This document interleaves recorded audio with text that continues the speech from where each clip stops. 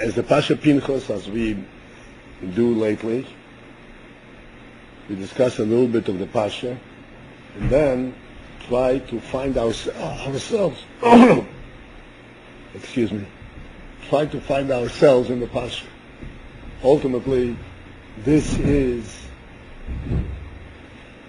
a principle in Chassidus in general.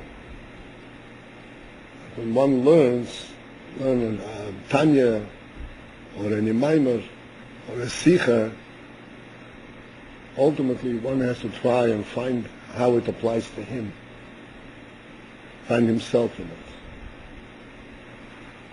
Because every Yid has a place in Torah, no matter where he's coming from, no matter what his background is. Everyone can find himself in Torah.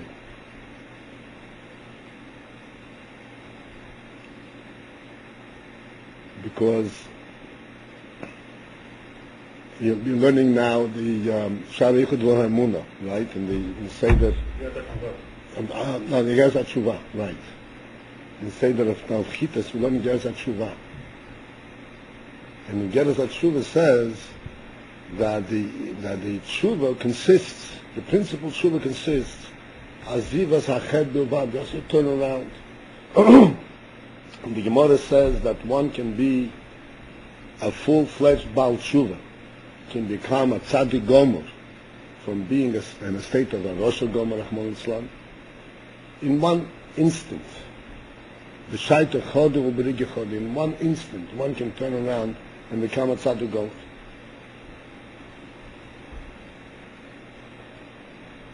Why is that possible? A person who has lived for years a totally different life, and then he can turn around in one instant and become a Tzaddik Gomer. How is it possible? The answer is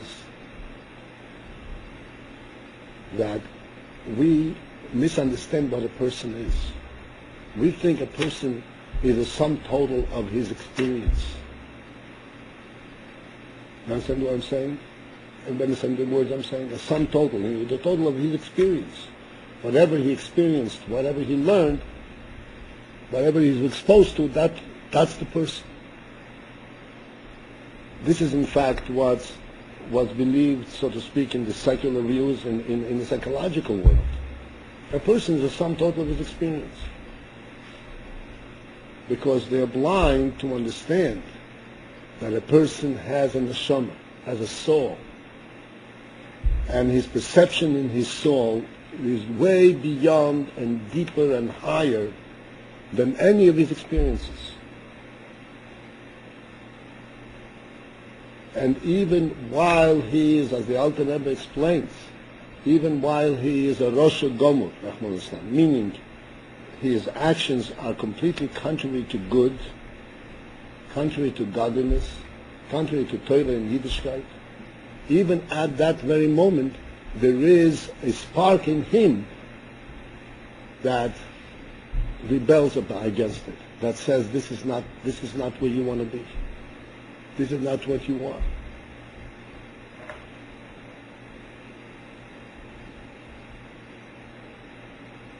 And because of this truth, which is an absolute truth, one can do tshuva in one instant. He recognizes, he accepts, so to speak, he relates to that tiny voice of that spark. He says, that's not what I want. I want to have the truth as I perceive it deep down in my mind.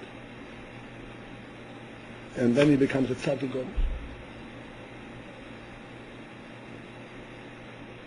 Clearly, we know, practically speaking, that even one who does tshuva, he needs a lot of work, just in terms of changing around his habits and getting used to living a different lifestyle and so forth.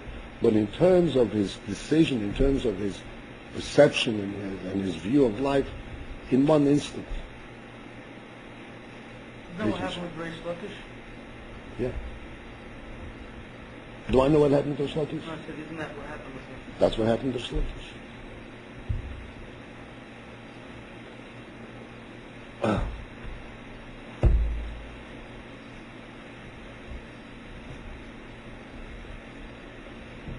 It's very important for us to understand it, to recognize this, to know the resources that we possess.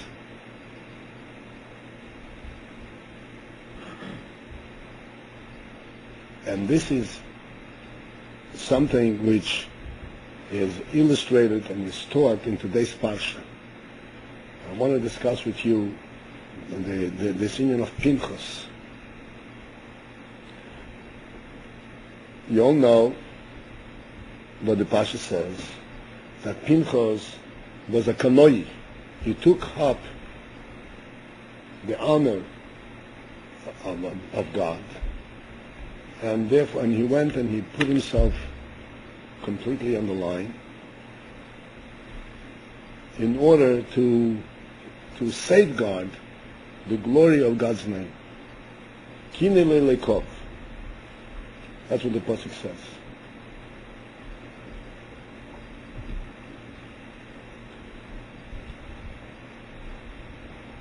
This thing that Pinchass did, as we learned in the previous parsha, in Parshas Koirach, where Rashi explains that when Zimri ben Solu, and this Nasi of the Shevet Shimon, presented this Koziv Dasur, presented that Midianite woman, and he went and he did it publicly, so to speak, just to spite and just to show his disregard for Kedusha and for Moshe Rabbeinu. At that time, Moshe and Eliezer and all the Zkenim were sitting there. They were at a loss what to do.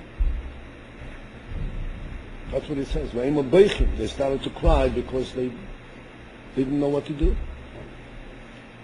Until Pinchass got up with his spear and he followed them into the tent. So Rashi explains why were they at a loss what to do. The answer is that really Alpi Din, the deed that he did, that Koziv ben Tzur did,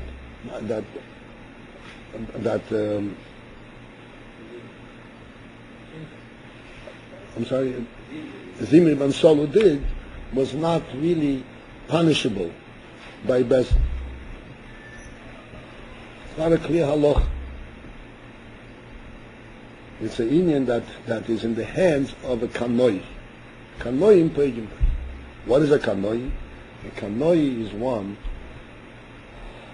as we will discuss, but principally one who is dedicated to Avodas Hashem.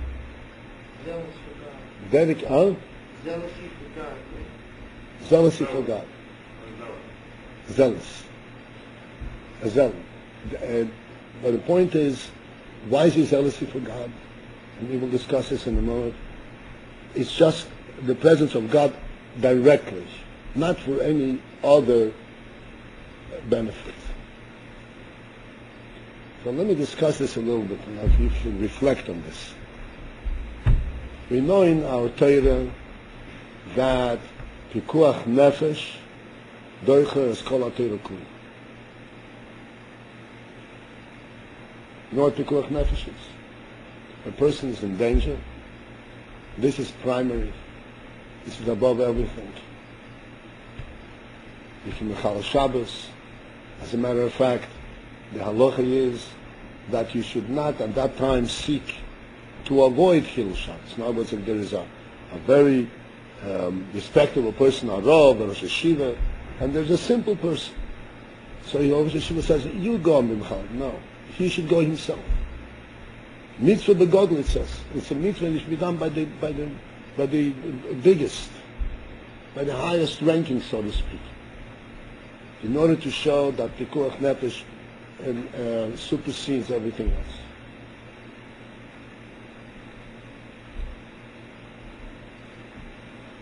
This is a principle in Torah. And then, at the same time, we say that here was Pinchass, who went and he killed Zimri ben Saul, and not on the basis of any particular halacha, so to speak. The Bezdin, Moshe Rabbeinu couldn't tell him to do it. And not only is he not reprimanded, not only is he not punished, he is rewarded by the greatest reward possible. He is rewarded by being given the privilege of being a Kohen, because before that, I'm going to have to explain, you learned, I'm sure, he wasn't a Kohen even though he's Aaron's descendant. And he became a Kohen at that time. And what's a Kohen? Negative teva. That he should become a Kohen. It's not mega. Why is it mega? Because his teva was not to be a Kohen. And it was never negative teva that he should become Kohen, because he did something negative, that he stopped something that was going to be negative Hashem's teva. No, the meaning of a Kohen, the principle of a Kohen is that a Kohen is dedicated exclusively to Avodas Hashem. So he was granted this privilege, even beyond being a Levi. Levim, you know the Machlokes Koirach last week, that Moshe Rabbeinu told the Levim, told Koirach, you were given enough privilege, what do you want more? So the Levim are also singled out. But the Kohanim are beyond anything else. The Kohanim are the only ones who are permitted to go inside the Beis HaMikdash, to do the Avodah. And a Kohen Gadol even has the privilege of entering the Kodesh HaKadosh. Pinchass was rewarded for this act with this kind of a gift.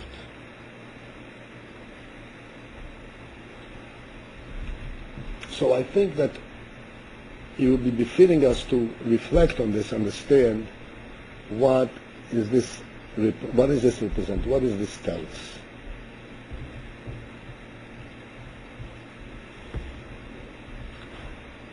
When we talk about pikuach nefesh means simply saving a Jewish life. You save a Jewish life, you bring a person back to life. So you have another Jew in the world. This Jew continues to do mitzvahs and continues to build Hashem's work and do good things.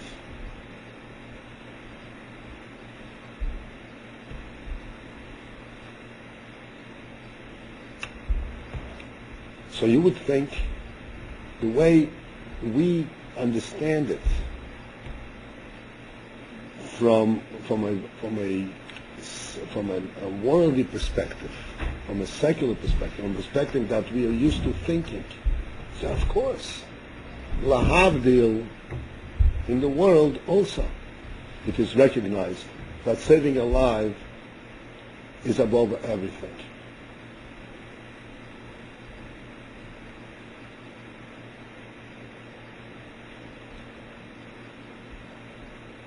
Everything falls apart when it comes to saving a life. And here we're saying that if he profaned Hashem's name and he went in such a blatant way, and to do this thing to show that he disregards the Kedushas Yisrael, the holiness of the Jewish people, then he goes and kills him, and he's rewarded with the greatest reward. In other words, this is telling us that there is something else that's playing around, so to speak, in Jewish life than life itself. Life is a very great thing, very important. Jewish life is an extremely important thing. But there is something even greater than that supersedes even that.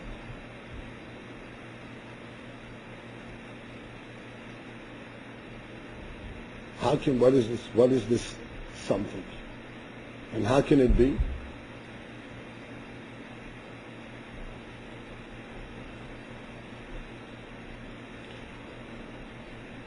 And the explanation is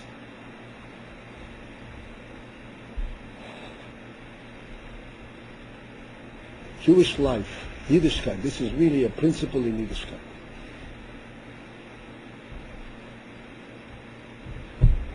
Everyone who becomes a Baal Tshuva, in other words, he looks into a Yiddishkeit from the outside. There are various things that entice him, that bring him, that tell him that he should go that way. There are many different enticements, different things.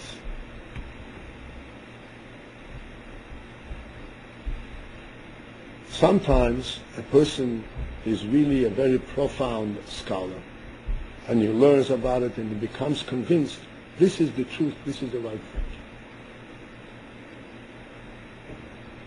More often than that is a person observes Jewish life. He sees how Jews live, observes the beautiful family, observes the continuity, how children follow in the pathways and the ways of their parents. And he craves for that beautiful life. Many people say, you know what wrong with Yiddishkeit? I was a Friday night table and I loved it. And I wanted to have something like this in my home.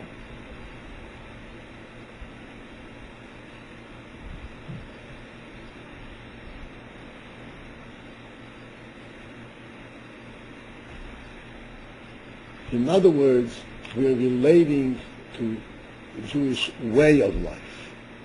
We are relating to Jewish behavior.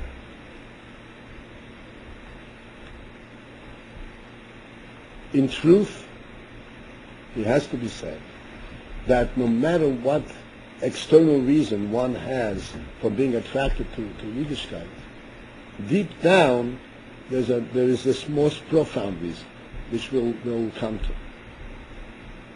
But nevertheless, superficially, this is what it seems. It seems that this is a beautiful thing. This is organized, this is orderly, this is disciplined, this follows through, it keeps a person in line.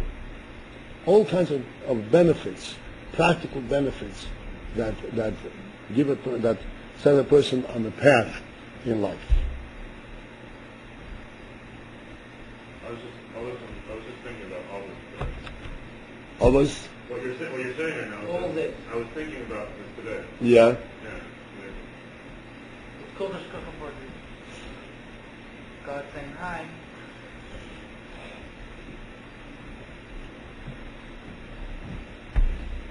So all of this is true. Yet, this, as we said, this is the external manifestation. You know what manifestation means? Mareh. מה שזה מראה, לא העיקר. This is how it explains. This is how it explains. You know Hebrew. How do you say manifestation? A manifestation? It's a mareh chitzoni. Okay, manifestation, exposure. How it exposes itself, how it expresses itself. It's not, but, Mevater. Oh, okay, Mevater. But this is not the essence of it. Sorry? Yeah. Driktois. This is not the essence of what it is. Yiddishkeit provides for a beautiful human life.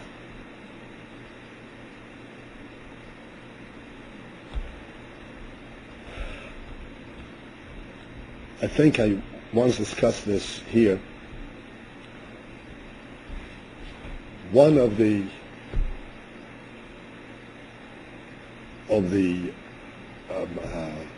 results of the previous century, of the suffering that we went through in the previous century, of the Second World War, and the communists that challenged Jewish life from every angle. From every angle, the communists on one side, the Germans on the other side, from every angle. In America, Rahman Islam, America didn't have the facilities and have developed institutions, and American Jewry also fell apart because there were no supporting institutions, it became like a wasteland.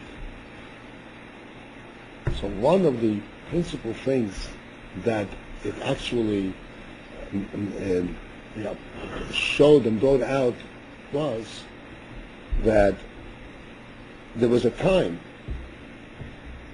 when Yiddishkeit really flourished in Eastern Europe, in Russia, in Lithuania, and in Poland, and in Hungary, especially in Poland. Poland was replete with Yiddishkeit full.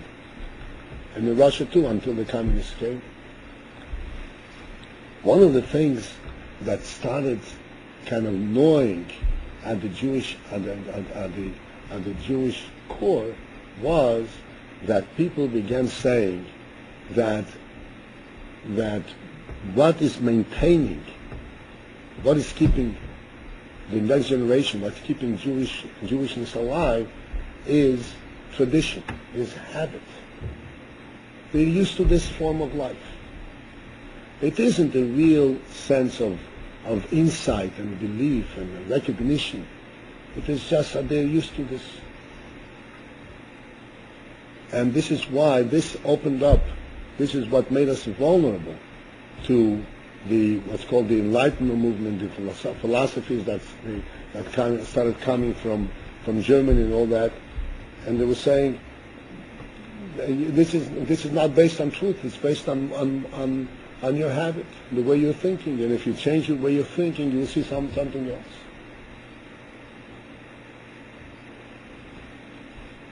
And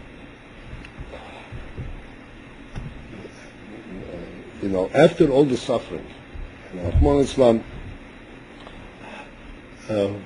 that we should say, this is what was the cause of it, but the fact is that as a result of the total destruction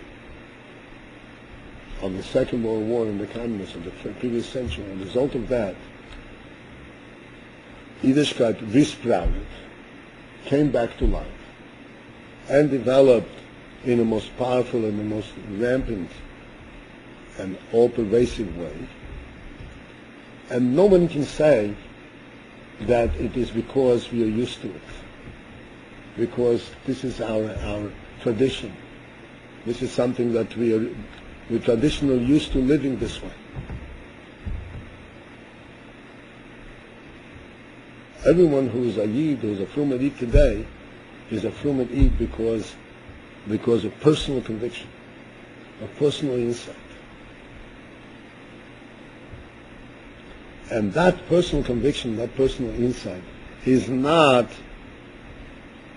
the pleasantness of Jewish life. It's not just the pleasantness, so to speak, and the practical vitality of it.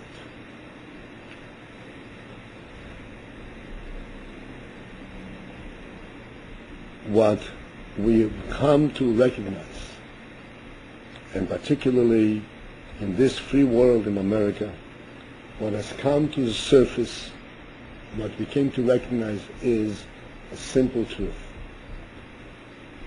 That there is absolutely no significance, no value in living except for the godly presence.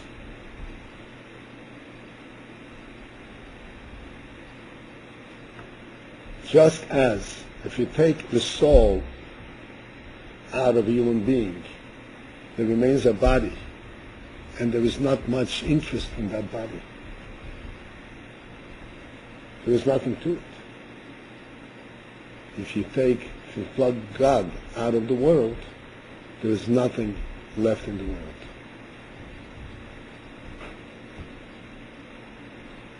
In other words, the principle of Yiddishkeit is not the Jewish way of life. The Jewish way of life is the way of life that results in recognizing that what am I living with, and it is the recognition, is the godly presence, and that I'm serving God. And therefore the service of God comes in this form. But that is not the essence. The essence is the recognition that I'm serving God. And this is something which has been, this is what has actually surfaced. And this is what we have come to recognize, so to speak, as the expression is, min hakot nagod, from the smallest to the highest. The simplest person has come to recognize this simple truth.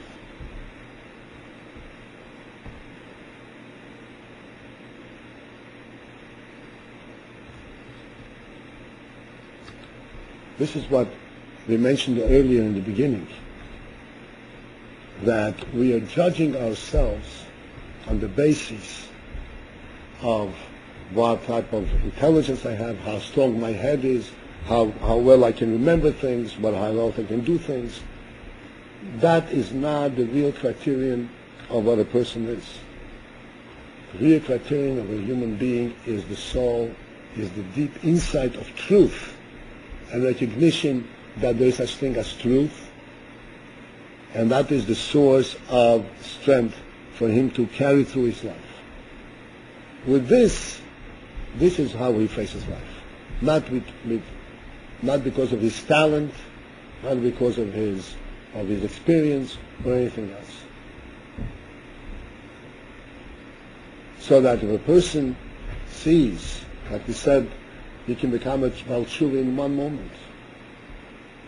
And then he sees, well, how am I going to overcome all the obstacles that are in front of me? The answer is that he has got a resource, he has a power in front of which all the obstacles melt away. They just dissipate, they don't exist.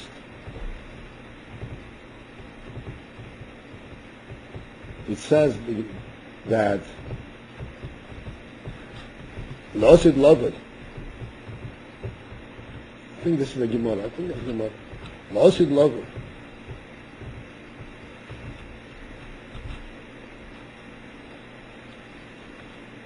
the tzaddikim will look back on the Yetzer Hara and on the Satan that they have overcome, and it will appear to them as a huge mountain. And they will wonder, how were we able to conquer this huge mountain? And the Rishonim, to them, he will appear as a tiny ant, a tiny crawling thing. And they will wonder, how were we conquered by this little crawling thing?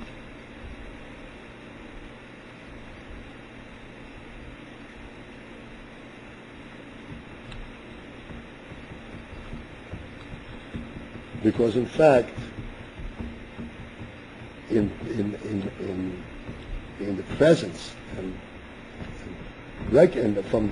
in comparison, so to speak, in the presence of the power of the soul, of the recognition of that moment, that to say that at one moment you can become a Baal Tshuva, recognition of the truth that we recognize from what's coming directly from the soul, nothing can stand in its way.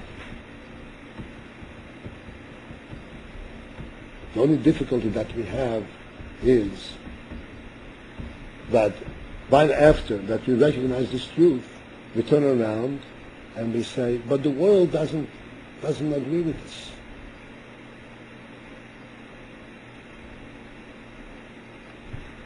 And we start being humbled by the world. And instead of listening to the truth as we see it ourselves, we are being humbled, so to speak. Oh, well, the whole world doesn't agree with me.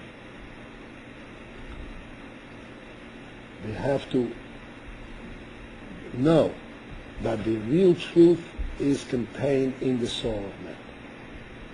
The real truth is not the way you observe the world, but the real truth is what gives life to the world. Coming back to Pinchass, this is the meaning of a kanoi. The kanoi, Pinchass, there is a whole world, and there is the life of Zimri and Sol. And he's a human being. But the way a Kanois sees it, says that there could be a whole world. But if you are Mechalash and Shemayim, if you disregard the godly presence, so then this whole world, with all that's in it, is a lifeless entity. You have taken the life out of the world.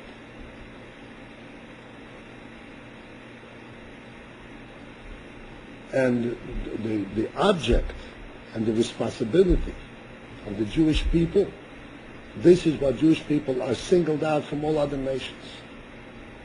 Because all other nations are also prohibited from having Avodah Zarah. I'm sure you know it. Avodah Zarah is forbidden even for Goyim. But the Jewish people, they have a different kind of obligation.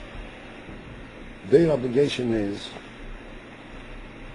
not just to have a good world, but to bring God into the world.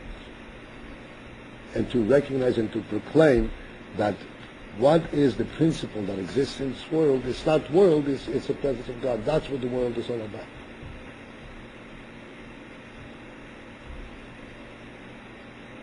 So that when we begin to judge our lives in terms of what am I accomplishing, how well am I doing,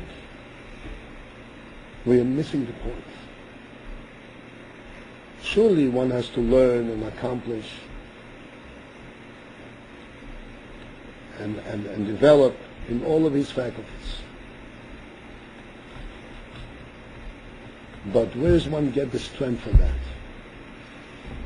The strength for that comes from the inner soul.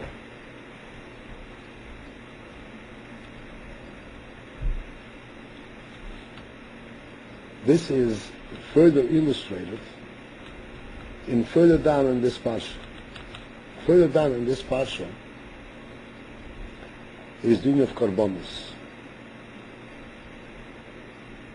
where it says where the mitzvah of korban tomid. The korban tomid, the korbanos that you have to bring every day, korban you have to bring every Shabbos, every Rosh Chodesh. The korbanos tomid is called. So there's a sikha from Rebbe where he explains that Rashi by Korban Tomid, Rashi says, that every day that you should bring the Korban Tomid b'moyadoi in its time. So this word b'moyadoi is mentioned in the Torah several times. It's mentioned by the Korban of every day. It's mentioned by the Korban of Shabbos. It's mentioned by the Korban of Rosh Chodesh. And Yom Tov, it's mentioned many times. Every time when it's mentioned, Rashi says that b'moyadoi means to say that it has to be done on that day, and it cannot be done, it cannot be paid back. In other words, if you didn't do it on Shabbos, you cannot do it on Sunday, and you cannot do it next Shabbos. It has to be done on this day.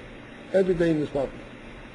Except in the first time when it says b'moyadoi by Korban Tomid of every day, of the daily Korban, Sunday, Monday, Tuesday, which is on every day. So Rashi says, what does b'moyadoi mean there? B'moyadoi means to tell us that every day is the moyed, is the special time for the Korban. What is the point that Rashi is making? Since the pasuk says b'moyadoi has to be in its time, since this is every day, so there is no particular time for it. It's every day. So what does it mean in its time? So Rashi is teaching us, telling us that the pasuk is telling us that we should understand that even though it's every day and it repeats itself daily, so this is something which there's nothing novel about it. Every day the same thing. It says no. Every day is a new thing. Every day is a new thing. And when you do the Korban on Sunday, when you do it on Monday, it's a new period. Just like every Shabbos is a new Shabbos. Every Rosh Chodesh is a new Rosh Chodesh. Every Pesach is a new Pesach. Every day is a new day. What is the principle in this?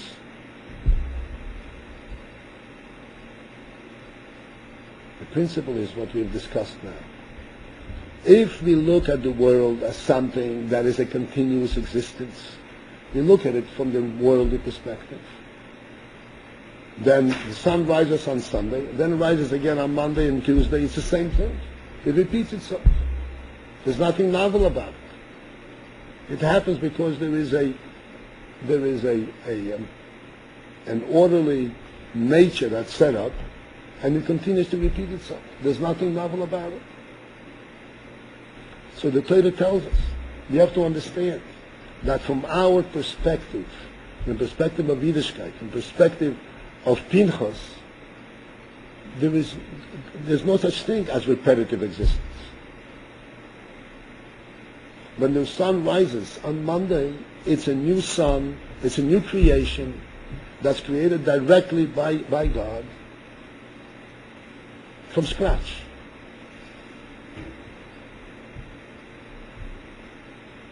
He creates the day again, and we have to recognize the novelty of it on a constant basis. This is why there is the Korban Torah. Every day is Moyad, is the Moyed HaKorban.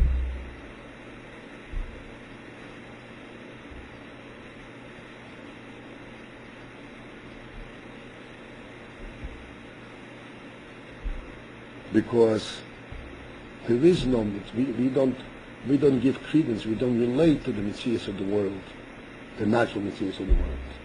We relate to the soul of the world.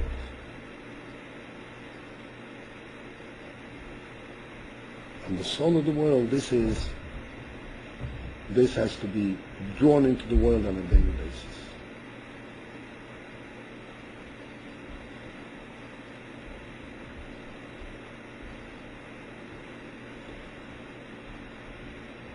Taking all of this into account,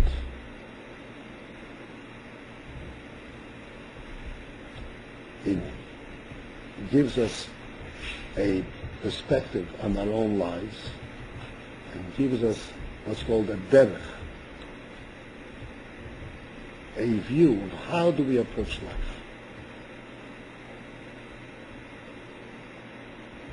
In life, there's always repetitive things. Like here in Yeshiva, one day is like the other, one day is like the other. But if we understand that if we are oriented in the sense of Avodas Hashem, oriented in the sense that we exist in a living world, not in a natural world that persists on its own, that runs on its own on inertia, then we will see novelty all the time. We will see rejuvenation on a daily basis.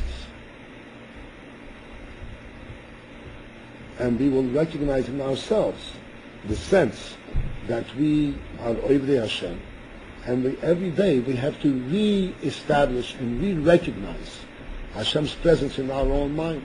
We have to re-recognize Hashem's presence in our heart and in our actions.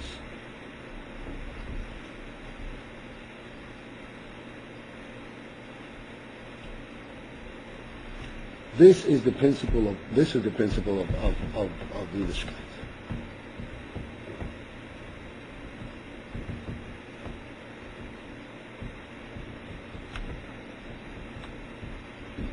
This is why with Yiddishkeit one never becomes stale. And this is why when you observe, it's a beautiful life, it's so enthusiastic and all that enthusiasm comes from this principle. Every Friday night is a new Friday night, even though we have done it hundreds of times before, because it's based on this principle. Every Friday night, every day represents in our lives Hashem's presence, and it's a new life.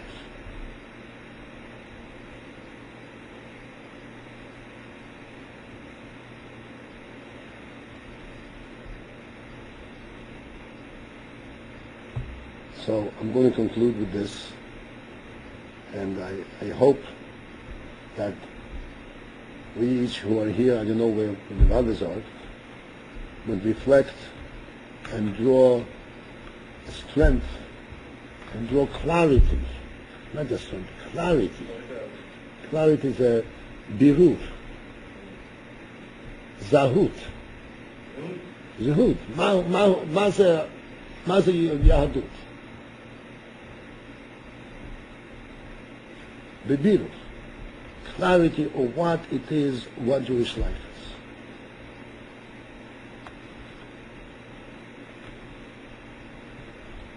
And when we have clarity, then that shines our path. You know what shines? It illuminates our path. And even when we come to difficult moments, we don't despair. We still know that we have the strength. We just have to find our way around.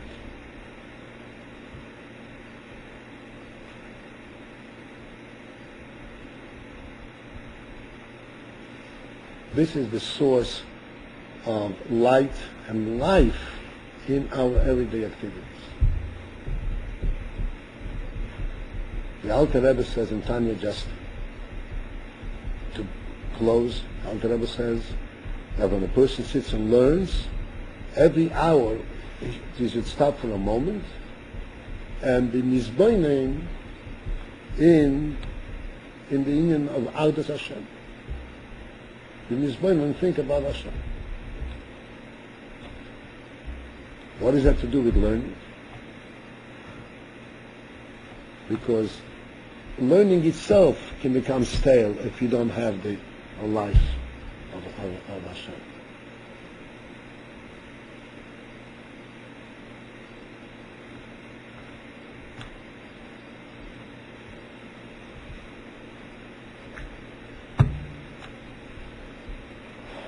So with Hashem's help, we'll all be enthusiastic on a continuous moment, on a continuous basis, on a daily basis. Nothing will become stale. And if we feel staleness, we should know that that's false. We are not connecting to the real truth.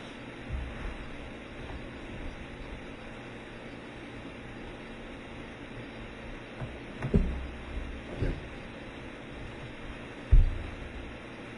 What do you say, David?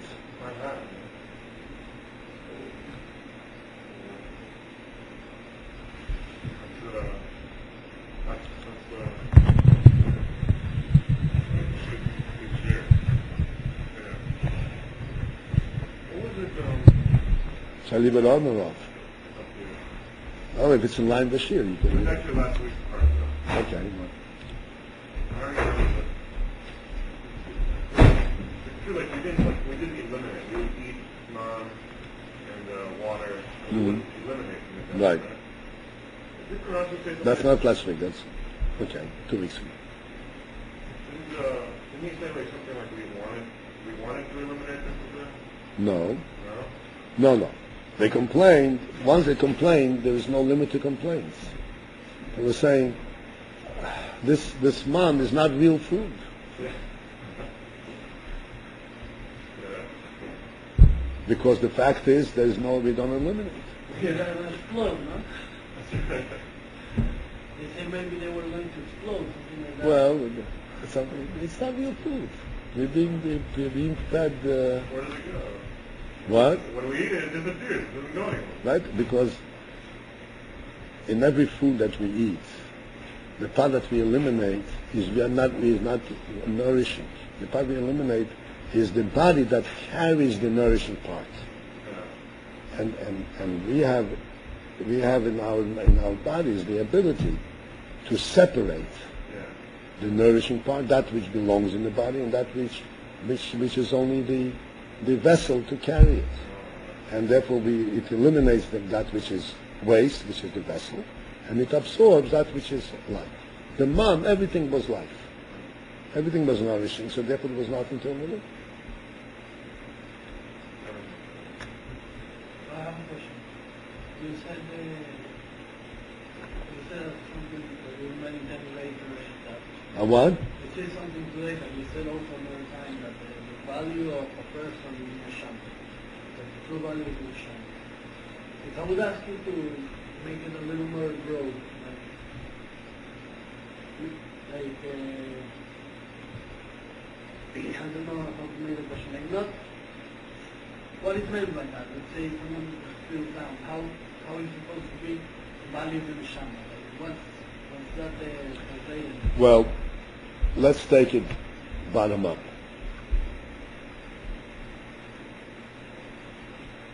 A human being is alive. Is able to eat. Right? Lahavdil, a cat, is also living. It's also able to eat. So in that score, they're equal. But we don't respect the life of a cat the way we respect Lahavdil, a human life. What's the difference?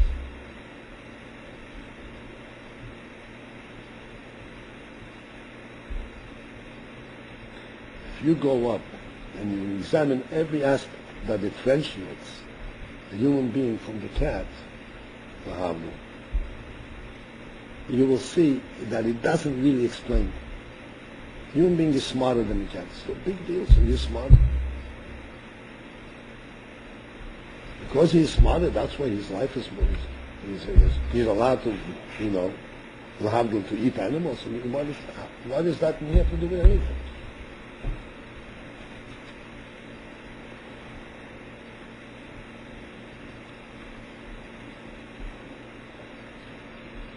What you will then, as you go through this examination, you will ultimately find that what you actually are observing in a human being is not his smarts, not his talent, not his abilities, not any of that. What you observe in a human being is that the human being has a recognition of the truth of existence, recognition of God. A human being's life is not limited to the period of living, to the activity. His perception of life is eternal. He perceives eternity. He perceives God. And this is the real distinction. This is why his life is an entirely different category than everything else.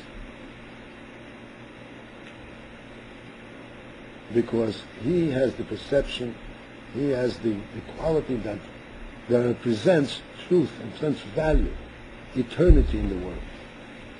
Without the human being, what is the world worth? What does the world stand for?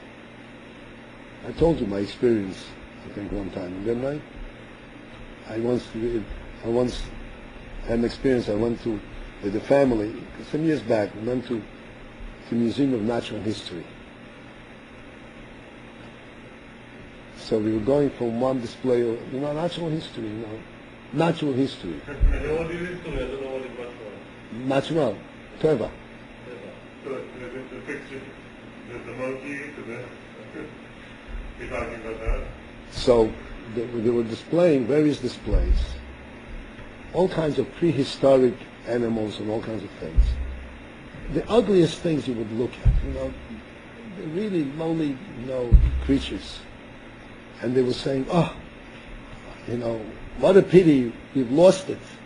This all existed, and the animals were devouring each other up until the humans came. The humans came and they occupied their territory. And they had to run away. And then they came to the next display, almost verbatim the same thing. These animals flourished until the humans came. And as you go through, you get the impression that the humans are the worst thing that can happen to the world. It's the curse of the world. They have the thing like shows the population of the world, like how fast it's growing. No, this just displays of natural history. In other words, various animals in various periods, okay? And the humans came and they occupied this land. Listen, before the humans came, this land was a wilderness. And bears and and whatever snakes were roaming in this land also. Humans came and they displaced these wonderful creatures. So as you go through, really, it shocks you. You say the humans are the curse of the world. The worst thing that can happen. You know what the human is? That can happen to the world is the humans. So then I'm looking at it and I say, all of these wise men who are writing these things, did they ever reflect what the world would be like without the humans? What would be the value of the world without the humans? What is the world for? What is it sent for? What does it represent? Absolutely nothing.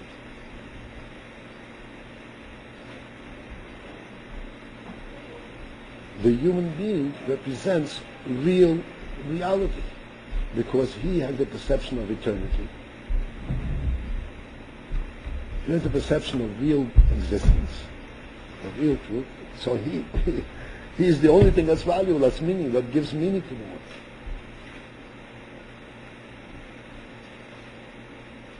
This is the soul. Our ability to perceive eternity is straight from the soul. It doesn't exist in the physical world.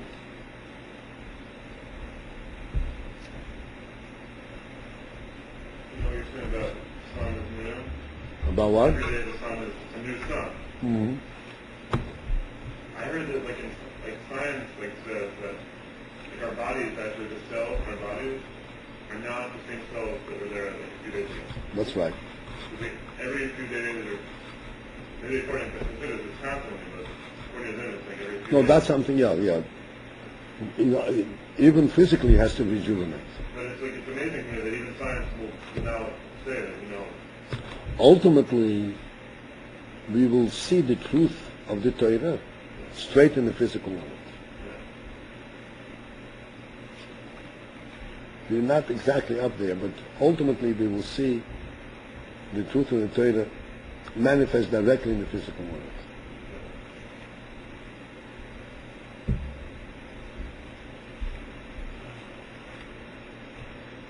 Okay, that answer your question?